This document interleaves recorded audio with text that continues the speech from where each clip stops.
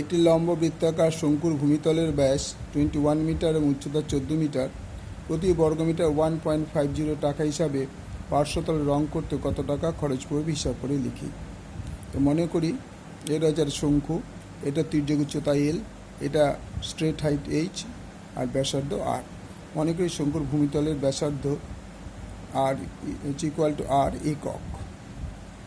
2r equal to 21 meter বা R equal to 21/2 meter. উচ্চতা H is equal to 14 meter. আমরা জানি H square is equal to L square minus R square. তাহলে এল স্কোয়ারটাকে যদি এইটাকে যদি এই পাশে নিয়ে আসে, L square equal A square plus R square, দুদিকে রুট করলাম। L equal to root over A square plus R square. L পেয়েছি, এল জানি না, এইচ পেয়েছি 14 তার হোল স্কোয়ার প্লাস আর পেয়েছি 21/2 তার হোল স্কোয়ার। তাহলে 196 প্লাস 441/4 মিটার। এটা যদি যোগ করি তাহলে দেখা যাচ্ছে L equal to 784 plus 441/4 equal to 1225/4 equal to 35/2, অর্থাৎ বর্গমূল দুটো দুটো বর্গমূল করে 35/2 মিটার হয়। তো পার্শ্বতলের ক্ষেত্রফল হচ্ছে পাই আর এল, তাহলে ইকুয়াল টু 11 ইন্টু 21/2 ইন্টু 35/2। পাই হচ্ছে 22/7 ইন্টু 21/2 ইন্টু 35/2।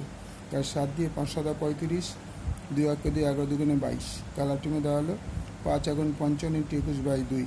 1 বর্গমিটারের খরচ 1.50। সুতরাং 55 ইন্টু 21/2 খরচ হচ্ছে 1.50 ইন্টু 55 21/2। 2 দিয়ে কাটা করলে 0.75, তাই 0.75 ইন্টু 55 ইন্টু 21 গুণ করলে হচ্ছে 866 টাকা আনসার। অঙ্কটা পুরো একবার দেখে নাও।